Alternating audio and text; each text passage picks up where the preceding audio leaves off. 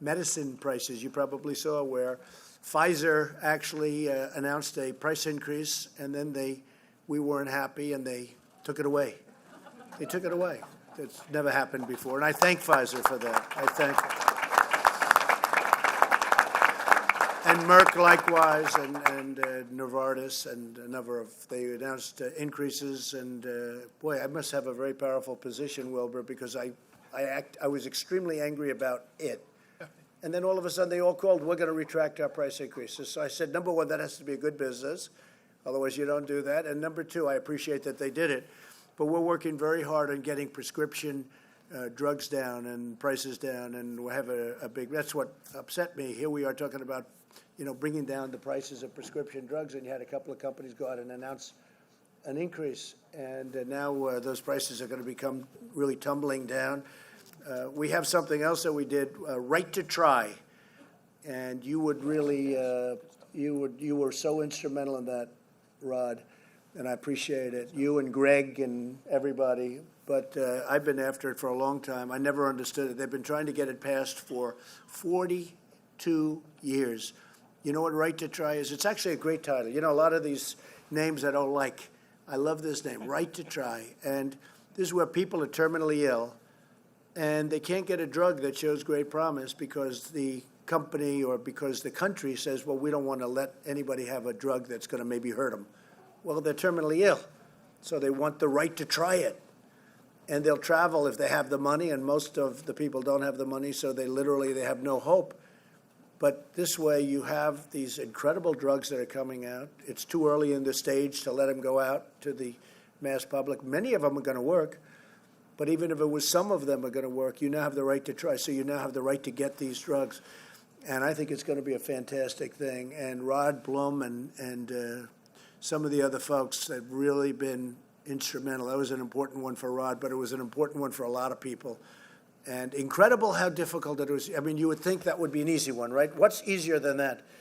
But the drug companies didn't like it because it showed badly, because people were very, very sick. They didn't want it in their statistics. The insurance companies didn't want it because they didn't want to get sued. The states didn't want it because there was a liability question. And we got them all in a room. And we said, look, everybody will sign a document saying we're going to take this and we're going to take away all liability, no suits, no nothing, but we're going to have the right to try. And they said, I was there. I guess you could say I led it. And they said very nicely, oh, well, that works. Everybody said that works. In terms of the statistics for the drug companies, and I understood they don't want to have that as a bad stat because these people were really far down the line in many cases. I said, we won't count that stat, or we'll have a different set of statistics where it's terminally ill people. But one of the things you do get out of it is you really will find out whether or not it works. But the thing that we wanted to get was we wanted to give people hope. And that's what they got. So that was something that was really good. And I'm just mentioning because Rod was so helpful with that and so many other things. So I want to thank you. Fantastic. So I also want to thank the Northeast Iowa Community College president, Dr. Liang Chi-Wei, for hosting us. He did a great job. Very good. And really fantastic what we saw. We met some of the students, and they're really enthusiastic, and they're going to have a great life. They're going to have a great life. We have so many companies moving back to the United States now, and what we need is talented people, people that have knowledge and people that know how to use those incredible machines that you don't learn overnight, right? And what you're doing here is a great example. A lot of people are studying it. What you're doing in Iowa with Kim and everybody else, and you were very complimentary of your governor, and I understand that. But what you're doing is really incredible. People all over the country and beyond the country are studying what you're doing right here in Iowa, Kim. And thank you, Doctor, very much. Congratulations. Thank you, Mr. President.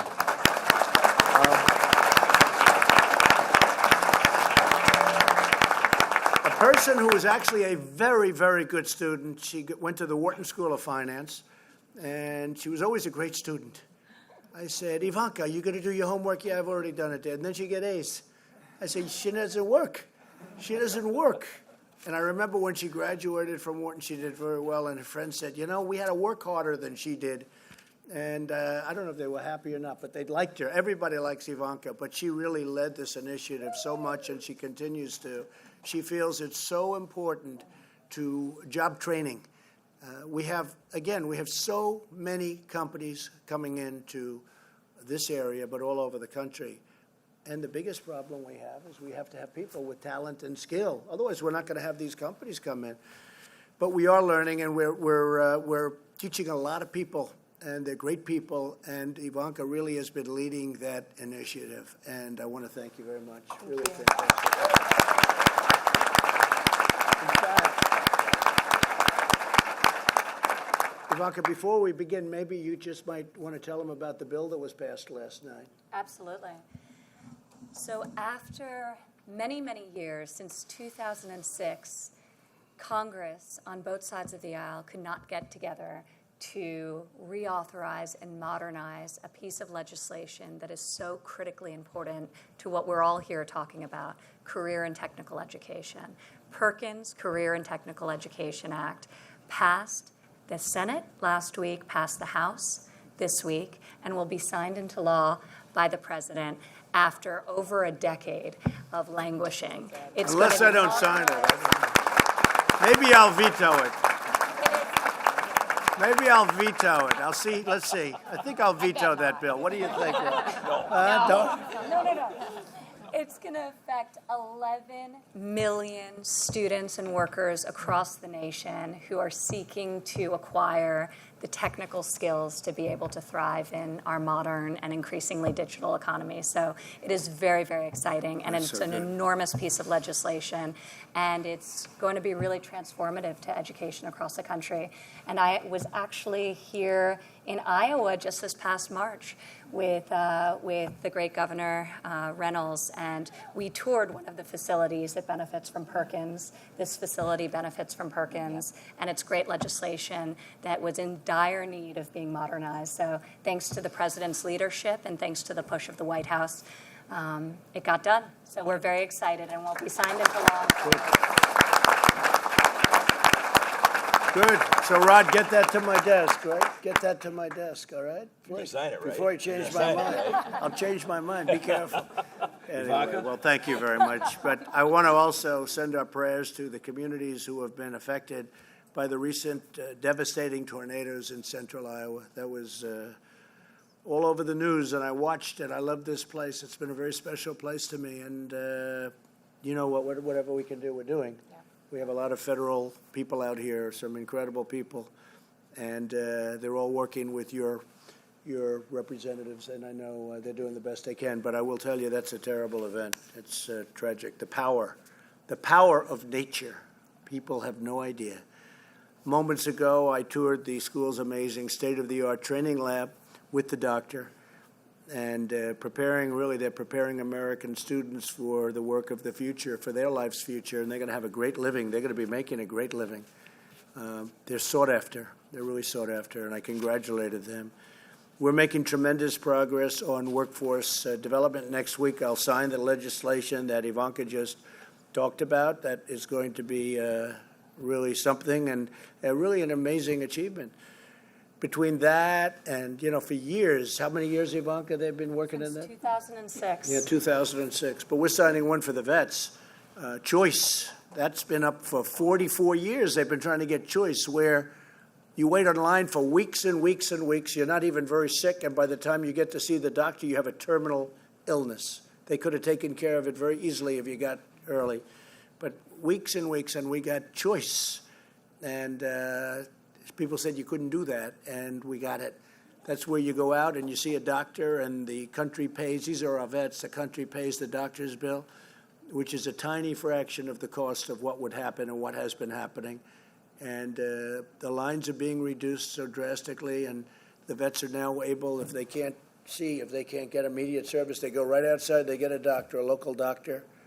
We have deals worked and pricing worked and everything worked, and they get taken care of. It's really great. And we also passed accountability. And, in the VA, you couldn't fire anybody. You knew that. This man knew it better than anybody. He's a tough cookie. He wanted to, if they don't take care of our vets, you want them out. And what happened is you couldn't get it. It was 45 years they've been trying to get accountability. Now, of course, the unions weren't thrilled, and the civil service, was difficult. And that would be the stumbling block. That's why they couldn't get it passed, and we got it passed, VA accountability. So if they don't treat our vets right, we look at them and we say, sorry, you're fired. Get out. Out, out, out.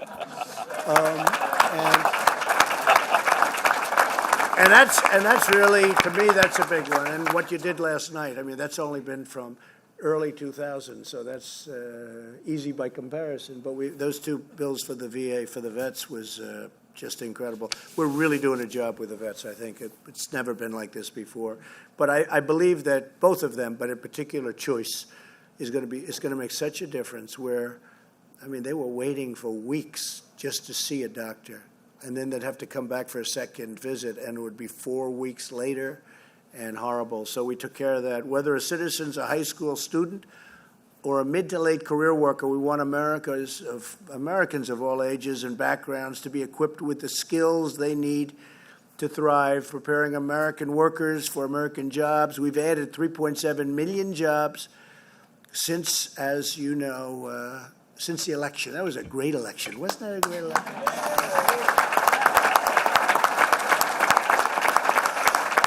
And I have to say, because we have a lot of farmers in this place, we had this hat made up. Look at that. It's the John Deere colors, actually. But make our farmers great again. Isn't that great? Make our... And yesterday, we've been working on these trade deals, which are the worst ever made by any country in history. We had the worst trade deals. We don't have one trade deal that's any good. Between NAFTA, which was a horrible deal, and we're getting close on that, but we're making it good. You're dealing with closed markets. The Canadians, you have a totally closed market from so many. In Canada, they have a 375% tax on dairy products. Other than that, it's wonderful to deal. And we have a very big deficit with Canada, trade deficit, although they don't like to say that. But on one of their pieces of paper that they give out with the Canadian flag, and I love Canada, by the way, I have to tell you, I love Canada. But they have the Canadian flag, very official. It says $97.8 billion deficit that the United States has, or they put it down as a surplus to Canada. And I said, well, if we're doing so well with Canada, how come it's $98.7 billion, okay? That's a lot of money. And so we're opening things up. But the biggest one of all happened yesterday, other than China. The EU, the European, thing called Europe. And the relationship with Jean-Claude, who's the head, who's actually a very, very strong guy, very tough guy, but a good man. And he's done an incredible job pulling all the countries together. But we just opened up Europe for you farmers. You're not going to be too angry with Trump, I can tell you, because you were essentially, wouldn't you say, Kim, they were restricted from dealing in Europe. You had barriers that really made it impossible for farm products to go in. And I said to him, do me a favor, will you just, because, China's doing a little number, they want to attack the Farm Belt because they know the farmers love me, they voted for me, we won every one of the states, and you look at that middle of this country, outside of a little bit of blue on the outer edges of the country, we want just everything. And so they figured, what we'll do is we'll attack them. And I see that, and I said, they're not going to win, just so you understand. We have all the cards, we're going to win. But it's not nice what they're doing. But I said to the Europeans, I said, do me a favor, would you go out to the farms in Iowa and all the different places in the Midwest? Would you buy a lot of soybeans right now? Because that whole soybean thing is now going to be opened up. No tariffs, no nothing, free trade. I call it free and fair. See, that's called free trade. When you have a country that's charging you 50% tariffs and we charge them nothing, and then I raise it to 50%, and then we have politicians in Washington say, we are stopping free trade. No, they stopped it when they put on the 50%. I mean, we have countries that are charging us 200%, 250%, 100%. I don't want to mention them because I actually get along very well with the head people, but they know who they are and they're changing their ways. But the Europe, basically we opened up Europe. And that's going to be a great thing for Europe, and it's really going to be a great thing for us, and it's going to be a really great thing for our farmers because you have just gotten yourself one big market that really, essentially, wouldn't you say, Kim, never existed because you just had a problem. So we did that yesterday afternoon. We signed a letter of intent, or agreed to a letter of intent, and we're starting the documents, but the relationship is very, very good. So we're very happy. And then the employers are hiring and they're recruiting and they're raising wages in our country. And you know what's happened. We have so many jobs now coming in, but they're raising wages. The first time that's happened in 19 years where wages are going up. Now, a couple of people, you own your big farms, you probably don't hear that, but you're doing okay. So you're doing okay. But it's the first time that's happened in a long time. And we're just doing really, really well as a country. And there's no place doing better than Iowa. I mean, there's no place with better leadership. There's no place with more advanced thought. And I want to thank your governor. And you know, as I sort of alluded, when I put Terry as the ambassador, such an important position, and he really likes China. He really likes China. Very interesting story. Terry told me. He said, you know, many years ago, like 38 years ago, he met a man named Xi, and he came back because he was selling corn to China. And he came back and told his incredible wife, who is incredible, with, by the way, a son who led my campaign. I don't know if he's here. Where is he? Is he here? Because what a great guy. I hope he's working on your campaign and your campaign. But he came back and he told his wife, this is, I think, 38 years before, he said, I just met the future head of China. And she said, what do you mean? I just met a man who's so impressive that he will someday be the head of China. And that's President Xi. He just got, in fact, I guess he's president for life based on everything I've heard. But can you imagine Terry Branstad told me that story, which was a great story. So I want to ask Kim to say a few words, and then maybe we can travel around the table real fast. We'll all say something. But it's great to be in Iowa. We had a tremendous victory here. We won by a lot. And just very, very special people. Very, very special. And we're taking care of your ethanol, okay? Nobody else was going to, believe me. They were out. They were out. We're taking care of your ethanol, right? And before, I have to thank Senator Grassley has been an incredible friend of mine. Joni has been like an incredible friend of mine, although I think she likes Ivanka better than she likes me. It's the same thing. The girl power, right? But Joni Ernst, I'll tell you, she's a tremendous talent. Chuck Grassley is like, he's Chuck Grassley. He's just incredible. He speaks and you listen, right? There's no games with Chuck. But they've been pushing me very, very strong on the ethanol, and, you know, we've been with them all the way. So I just want to thank them. I know they're in Washington doing some very important business right now, but I want to thank them. Kim, go ahead. Thank you. Well, Mr. President, first I want to say welcome back to Iowa. It's a pleasure to have you back in our state. I also want to welcome back Ivanka and Secretary Acosta as well. We appreciate the time that you've spent in Iowa, really seeing what we've been working on. And it's a real pleasure to be a part of this round table to discuss the importance of workforce. And I think we're actually the first state that you've stopped at to do the pledge since the executive order was signed. So thank you. We're really proud of our leadership role on this front. And really the public-private partnerships continue to build the foundation. So many of the businesses that I see out in the audience today have been such a phenomenal partner with our schools and our communities and our community colleges to really help build those partnerships, to help not only young people see that there are so many pathways to a great career, but as we saw on the tour, adults that are reskilling, retraining, and having a great opportunity to have a great career and a great quality of life, and most importantly, right here in the state of Iowa. So I love the relationships that are being built through initiatives like the one that you're driving. We have an initiative called Future Ready Iowa, and the goal is to have 70% of Iowans in the workforce have either education or training beyond high school by the year 2025. We're at about 58% right now, so we're really positioned very well, I think, to hit that goal, but it just aligns so well with everything that you're doing. We're doing Last Dollar Scholars, which is some financing for credentials up to 2-year degrees tied to high-demand jobs, an employer innovation fund that really strengthens the regional talent partnerships and the talent pipeline. Again, different areas need different things, and so this really helps the areas identify and work on where their need is at. We're expanding registered apprenticeship programs for smaller and mid-sized businesses, so that's really exciting too. And we're doing a lot of work-based learning. We have, it's called the STEM Best Initiative, which is business engaging student and teachers. It's been phenomenal, again, with really bringing workforce and academia together in a partnership. They were operating in silos, so it's been great to see that. The other thing that we're putting in place is a clearinghouse so that we can provide work-based learning opportunities to some of our rural communities that might not have the access to the great opportunities, and we want to make sure that no matter where you live in the state of Iowa, you have opportunities. I'll tell one quick story and then I'll pass it because we want to hear from the other people on the panel. But it's really about kids like Charles Vander Velden, and he is from Pella, and he is the first ever high school student to become a registered apprentice in welding with Vermeer, who is a great company in Pella that happened to be hit with the tornado, and I tell you, they're coming back bigger and stronger than ever. So again, great community efforts there.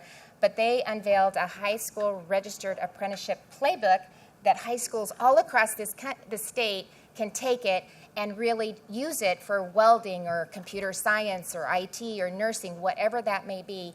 And we've made it very, very simple to really encourage our schools across the state to engage with our community colleges, our businesses, and our students. So I'm really excited about that. Thank you for being here. Thanks for signing the executive order. We appreciate the partnership. And we're taking advantage of your tax reform, too, because we were able to pass tax reform in the state of Iowa as well as regulatory reform. So we're partnering with you on a lot of great initiatives. Thank you very much. Thank you, Kim. Thank you very much. Is that the home of Pella Windows, too? Pella? Yes, it is. I bought a lot of Pella windows. And I bought a lot of John Deere equipment, millions and millions and millions of dollars worth of John Deere equipment. One of their bigger customers, they tell me. So that's good. And Pella makes a great window. I will say that. They make a really great window. So we'll go around. Yes. Mr. President, Beth Townsend, Director of Iowa Workforce Development. First and foremost, I want to say as a veteran, thank you to your administration for everything you have done for veterans. You just don't know what that has meant to all of us. So thank you.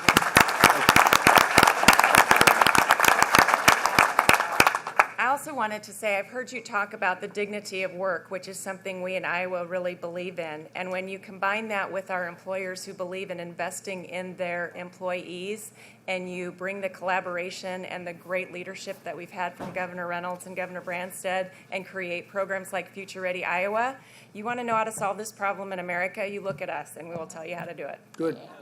I know that. That's true.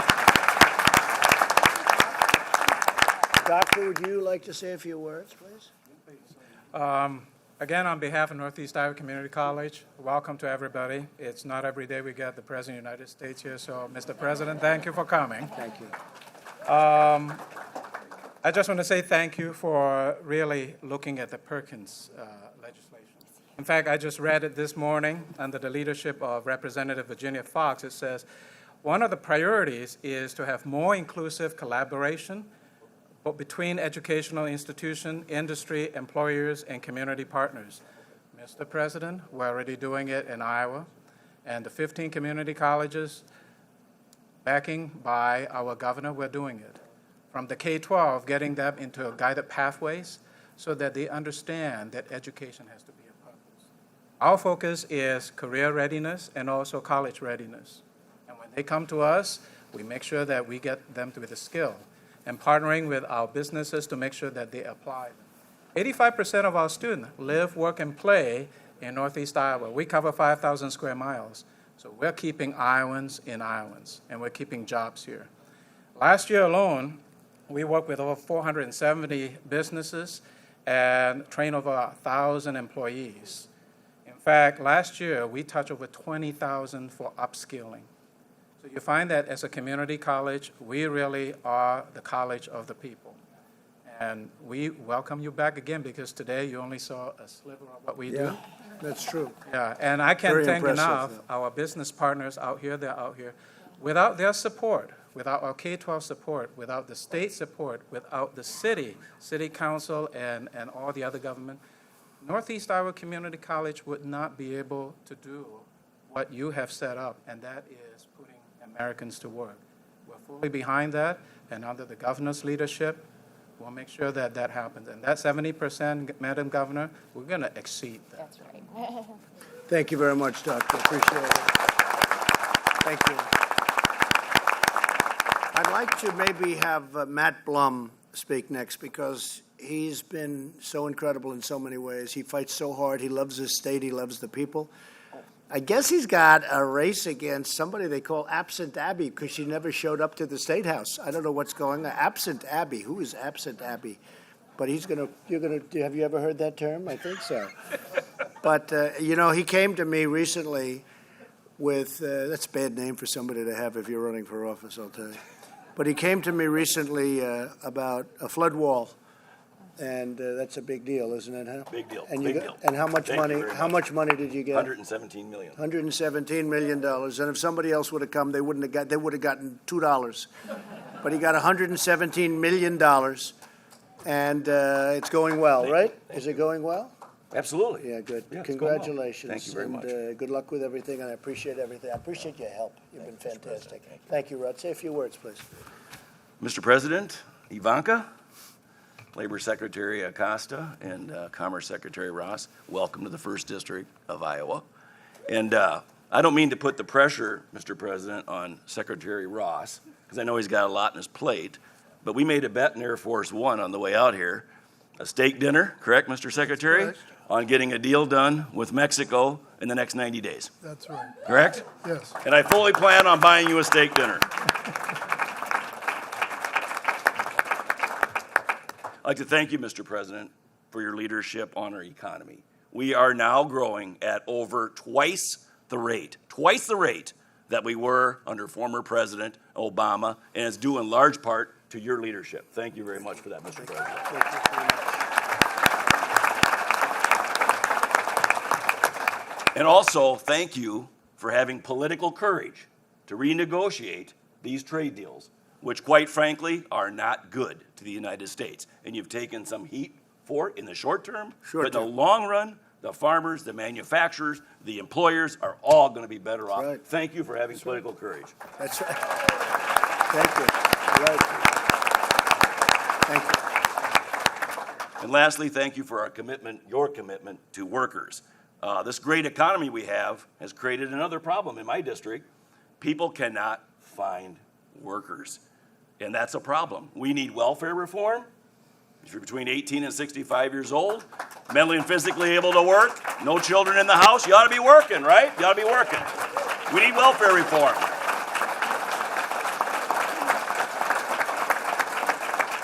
And we need immigration reform. We need more legal immigration reform. We need worker visas, temporary worker visas in the ag area. So we need more workers here. And lastly, we need workforce development. You know, Mr. President, there exists a myth in this country that you cannot live the American dream unless you have a white dress shirt on and work in an office. And that, my friends, you would agree, and I think you would agree, Mr. President, is not true. So the first time, my friends, in our country's history, we have more job openings than we have workers to fill them. First time in our country's history. Hats off to you, Mr. President. Thank you.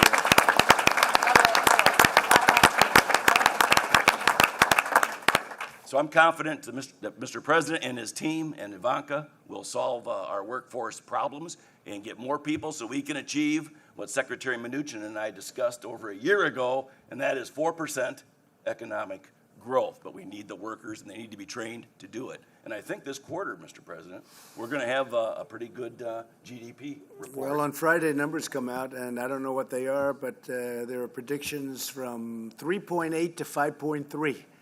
And if somebody would have said that when I was running, if I would have ever even thought that. And, you know, I've been saying, frankly, we're going to do awfully well. But nobody thought we were going to be this great. We've already hit 3.2%. When I took over, those numbers were bad, and they were heading in the wrong direction because of regulation. No, really, the taxes were too high. People were leaving the country. Companies were leaving the country. Jobs were, forget it, they were really being abandoned. And other countries, frankly, were taking advantage of the United States. You know that, right? So we stopped that. But please, go ahead. Well, that's the big points I wanted to make. And I just wanted to say, Mr. President, my parents had 10th grade educations. And I valued education, got an education, worked my butt off, and became a self-made entrepreneur who lived the American dream. And I think this is all about the American dream. And became one of the great congressmen, too, that I can tell you. One of the most effective people in Congress. So thank you very much. Thank you. Joe, please. Thank you, sir. My name's Joe Odell, and I want to thank my beautiful wife for the support out there. I want to thank the Scher family and Dubuque Screw for supporting me on my journey. I was a third-generation logger, and in June of 2014, I was diagnosed with AML leukemia. At that time, I was only given a few months. Through great medical miracles, I'm here today. And in that, I come back to school through NICC, and they connected me with the right people to be successful. I went through the Pathway program to start out. I went through the 1-year program, and now I am into the apprenticeship program with a great company backing me. And I can tell you, I am living a very good life from this schooling. This is a great program. The things these guys are doing to give us these opportunities is remarkable. And it's not a traditional schooling, so it's open to a lot of people that ain't real school oriented, you know, and there's opportunity out there. You just have to want it and go get it with the drive, you know, and I think with the employer support we got around our community, the community support, these people can put you in connection with the right people to make you very successful. Thank you very much. Thank you. Joe. Beautiful. Thank you, Joe. Georgia? Thank you, Mr. President. Well, I'm Georgia Van Gundy with the Iowa Business Council, and we represent 22 of the CEOs from some of the largest employers in our state, with Randy being one of them. But we have operations in all 99 counties. And I think Beth and the governor talked about our Future Ready Iowa initiative that we have, which is a statewide strategy that's the first we've ever had to address our workforce needs. And as you mentioned, we have workforce needs in this state. And so it really does take business coming to the table and leading and being collaborative and innovative. You know, our employers oftentimes do provide training programs, but as employers, we know that we have to come together and be innovative in our ways in order to attract our workforce. We pledge of our members 30,000 internships, externships, and apprenticeships so that we're reaching those students early so that they understand the types of jobs that we have in the state of Iowa and why you want to stay here and why necessarily a 4-year degree isn't needed to have a great career. So educating them on that. We put together a Business Education Alliance to where we're bringing together higher education, community colleges, K through 12, and the business community to talk about innovative solutions to address our workforce. We're having collaborative industry partnerships, so bringing like industries together to say, okay, we all have these workforce needs. How can we look at apprenticeships? How can we look at different tools that are out there to address our training and workforce so that we have people here? We're having our community conversations to where we're going around the state of Iowa where business is driving some of these conversations to really talk about what are our jobs in demand in the region?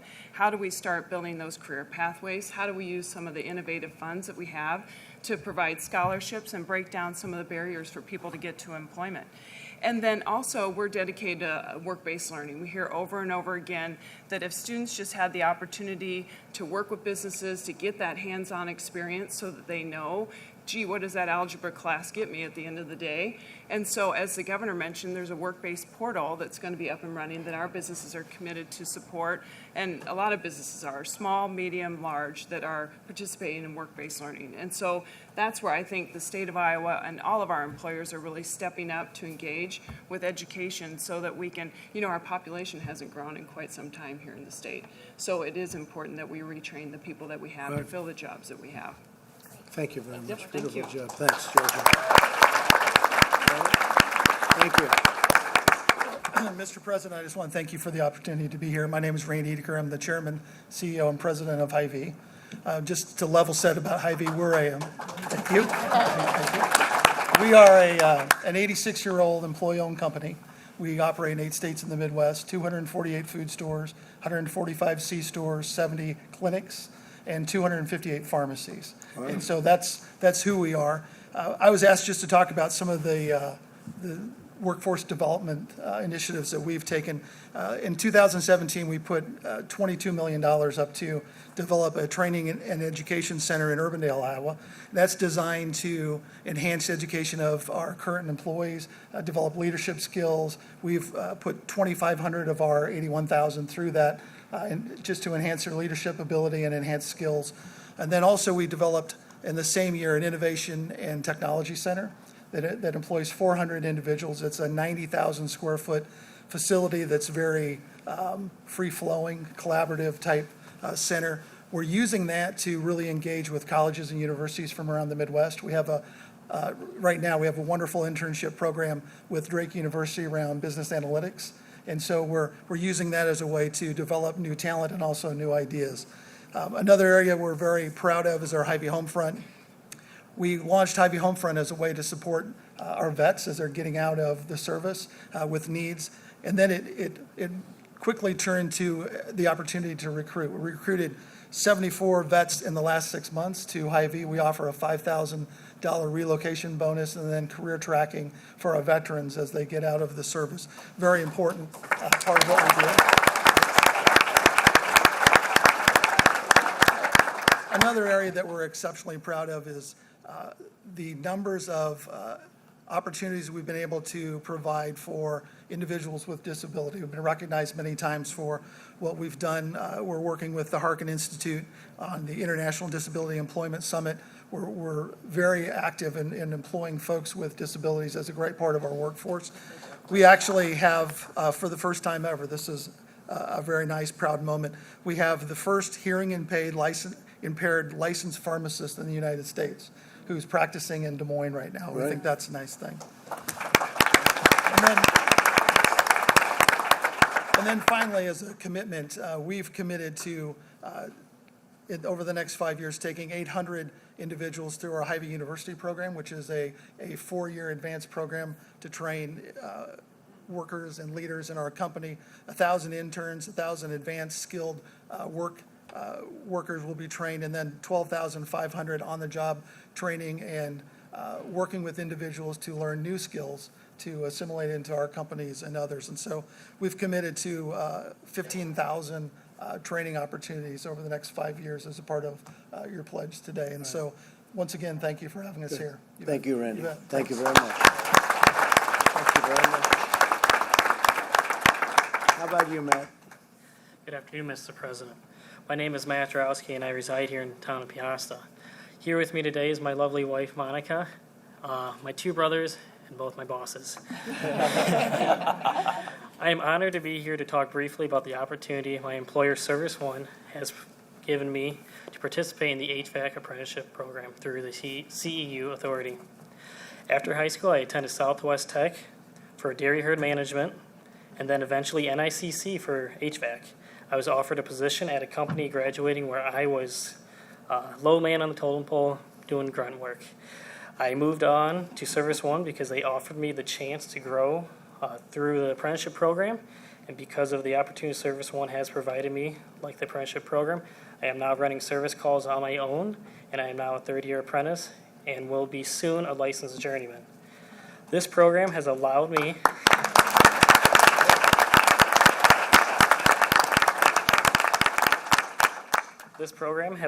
to build on my skills and knowledge in the trade that seems to be declining in the workforce for skilled laborers. It is allowing me to better myself and become a greater asset to my employer and to the industry. My brother, who is here today, has followed into my footsteps at Service One and will be starting an apprenticeship next year. Mr. President, I want to thank you and congratulate you for the effort in helping the working class and believing in American workers with the workforce development. I believe this will give the opportunity or give the other options to kids like myself and my brother who may not fit the college mode. Thank you again for allowing me to share today. It's been a real honor. Thank you very much. Beautiful job.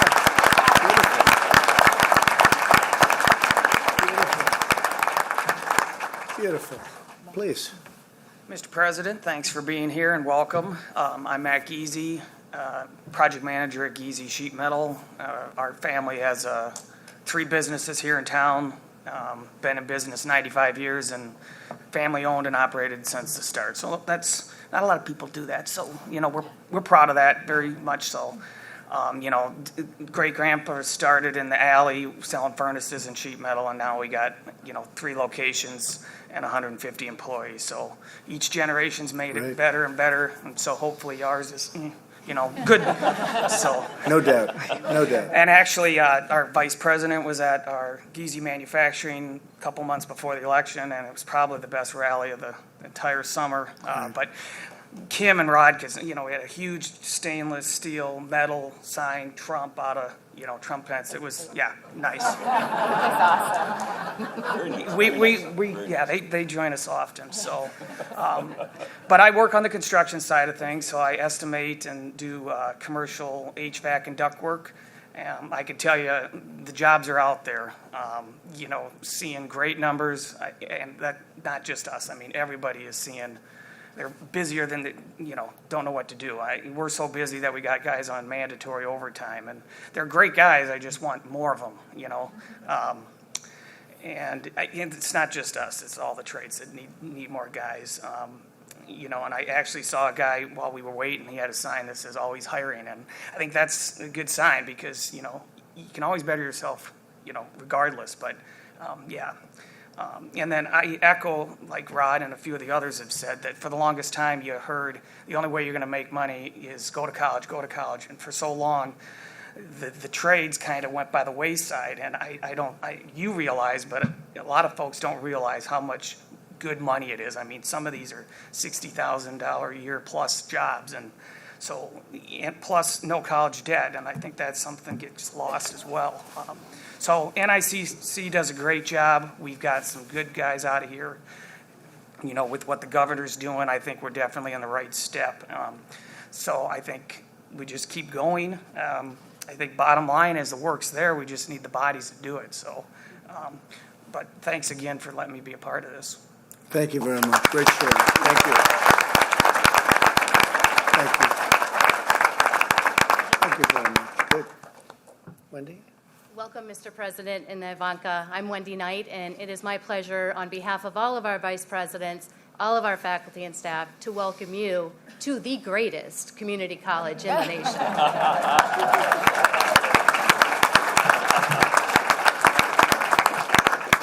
And I hope this is acceptable with my Secret Service security friends. For those of you in the audience, if you partner with us, if you had a student who you have hired, if you have a friend, a relative, anyone you know that has been touched by NICC, please raise your hand. Wow.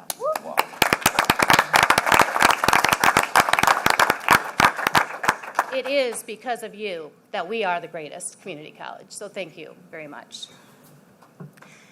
I get to share with you hopes and dreams.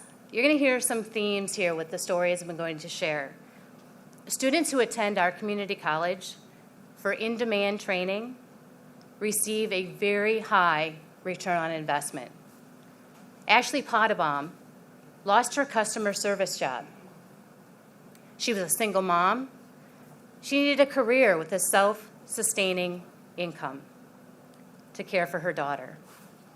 She enrolled here at Northeast Iowa Community College in our gas utility diploma program. And in only 9 months' time, and right before she was going to graduate, she was offered a job by one of our utility companies full-time and now making over $26 an hour. Awesome.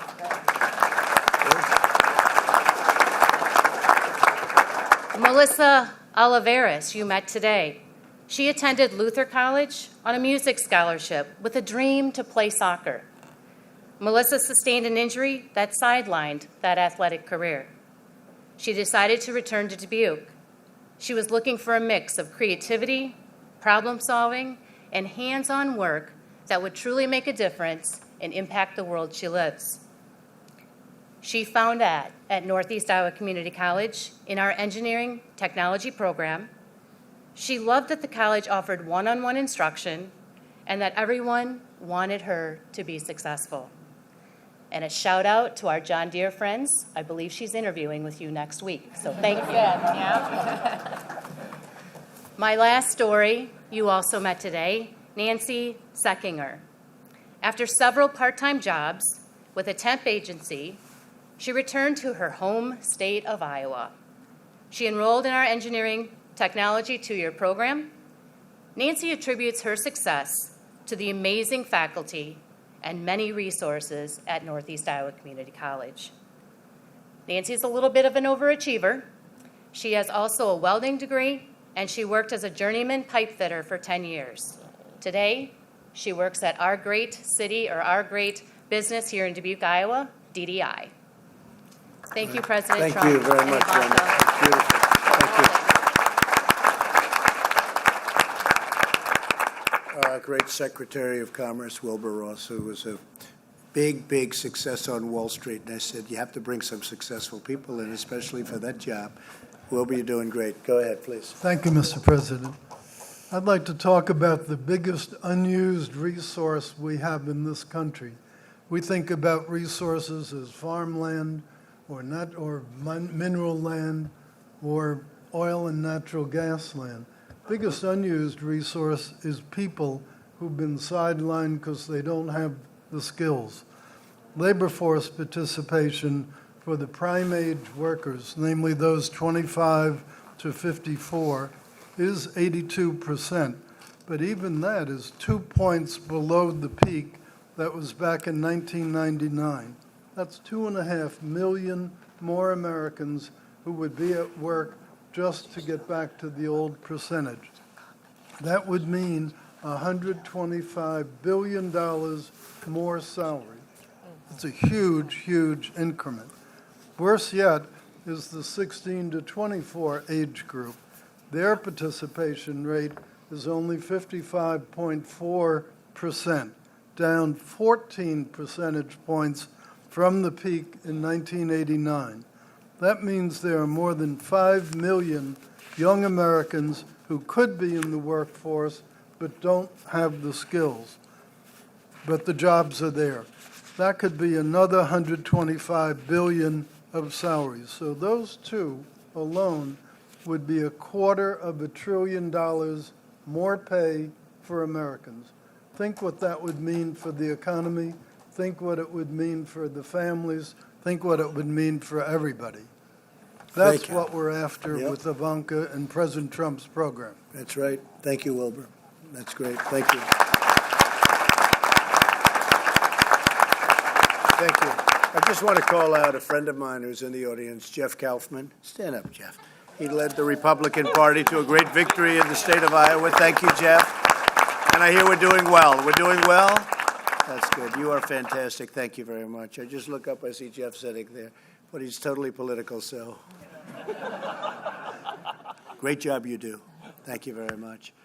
Secretary Acosta, so he has turned out to be one of our greats. I told you about healthcare. He came out of nowhere with this incredible plan, and he's done a fantastic job as the Secretary of Labor. Please, Alex. Mr. President, thank you.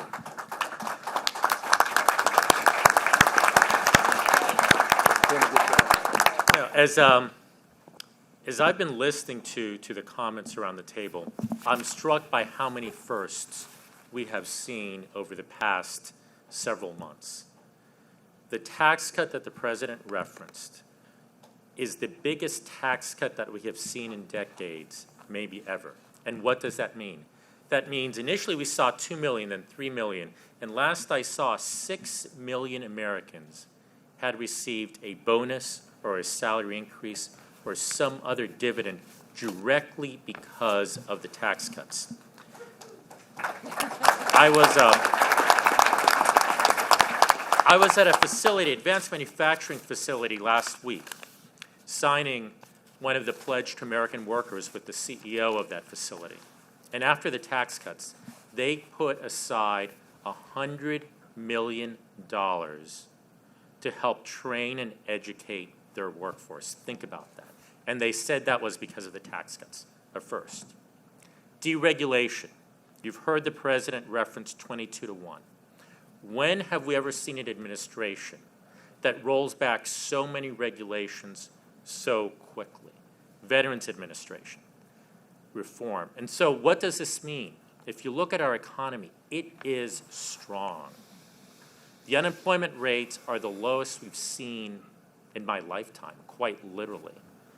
The initial jobless claims that recently came out were the lowest since 1969. The unemployment rate here in Iowa is 2.7%. Think about that. And GDP, when the president was running, they said 3% was impossible. But we've seen 3%. And then when we saw 3%, they said 4% is impossible. Yet today, we're talking about 4% GDP perhaps tomorrow.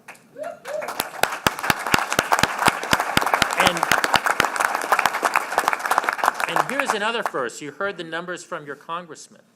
There are more job openings in the economy today than there are people looking for jobs. So the Department of Labor puts out these job numbers. And since the Bureau of Labor Statistics started keeping this data, we have never had an economy where we have more job openings than we have people looking for jobs. Talk about a great first. Our problem isn't where are the jobs. Our problem is where are the skilled people to fill those jobs. And that's a great problem to have.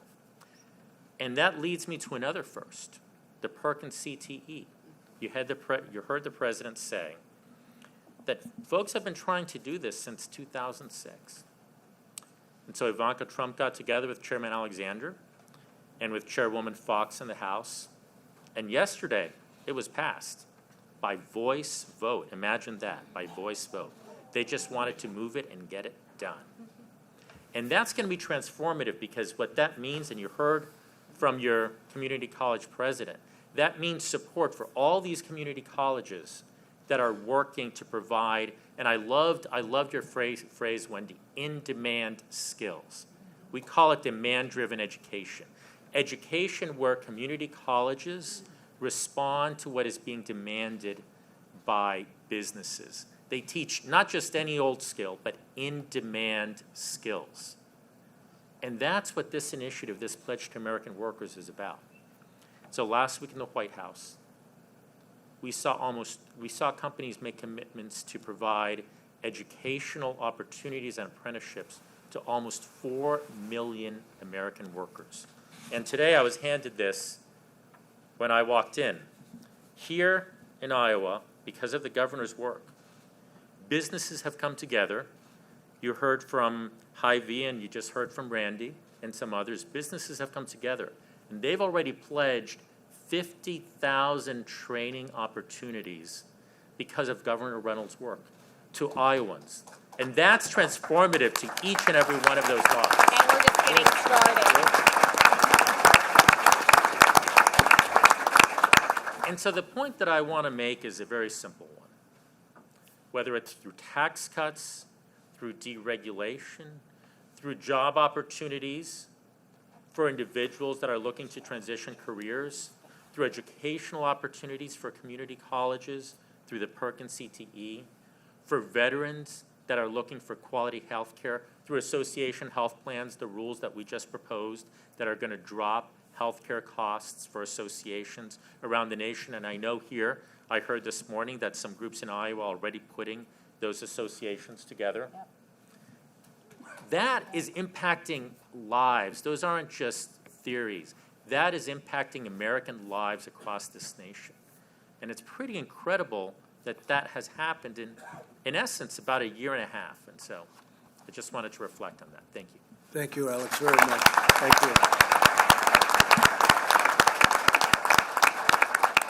And just to go on a little bit from what Alex said, we have to keep it going, and we can't have people ending the tax cuts and giving you massive tax increases, which is what the Democrats want to do. We can't have people with open borders where people flow into our country. Many of these people are not people that we can have in our country. We can't get rid of ICE, who are the bravest, toughest people you'll ever meet, and they handle the situation. These are people that are so brave that, it's brilliant to see what they do, and yet They're disrespected by large portions of the Democrats. We can't lose ice. That's our protection. They're fair, but they're tough. And that's all that the other side really understands, especially when you're dealing with people like MS-13 gangs. These are the toughest people, but they're not as tough as what we have. Not even close, and they understand that, and they respect it. In their own way, they respect it. So we have to keep it going. We don't want to have our tax cuts, and they're very, very substantial. We don't want to have that ended. We don't want to have tax increases that will kill the whole thing. We want to keep all of our programs going. We don't want them ended. So that's why I mentioned Rod and Kim and the people that have represented your state on our side of the ledger. I mean, the fact is they've done an incredible job, and it's only going to get better. If we keep this incredible phenomena going, it will only get better. Our numbers are fantastic right now. You're going to see on Friday what happens with GDP. A lot of predictions. I told you before, some with a 5 in front of it. It would have been, to mention that would have been, you would have driven these people back there crazy. And it could be very close. Could even happen. 5.3, somebody said yesterday. One of the geniuses on Wall Street said 5.3. Okay, we'll take anything with a 4 in front. We'll go nice and slowly, right? But I just want to say it's so important to keep it going. So, Rod, I appreciate you being here and really appreciate the job you've done. You love these people. It is true. I said a flood wall. How much is a flood wall going to cost? $117 million. I said, Rod, what are you talking about? $117 million? He got it. Very few people would have gotten that, believe me. So congratulate. Use it well, right? Use it well in Iowa. And Kim, maybe I'm going to let you finish off, but I really appreciate the job you're doing. I'm very proud of you because, in a sense, I feel a little bit responsible because I took your other great governor and I sent him to China. Yeah. Well, we're all about holding people accountable, and I can guarantee you that Ambassador Branstad is holding me accountable as well. He has a great legacy, and I want to continue to build on that. I just want to reiterate again how proud we are to have you in the state. Thank you for what you're doing. I appreciate the partnership and especially the flexibility that you are giving to the states to give us the opportunity to take these programs and take the resources to be held accountable for, but really to accent the great programs that we have going on. So when I talk to businesses all across the state, I ask them how business is going, and they say it's never been better. They're projecting growth, significant growth, and so that's a result of some of the policies that you put in place, and we're extremely appreciative of that, and we're going to continue to build on that from the state of Iowa. So thank you for being here and being a part of this. Thank you all. Thank you all. Here, Kim, take one of them, all right? Thank you. Jeff, come here, Jeff.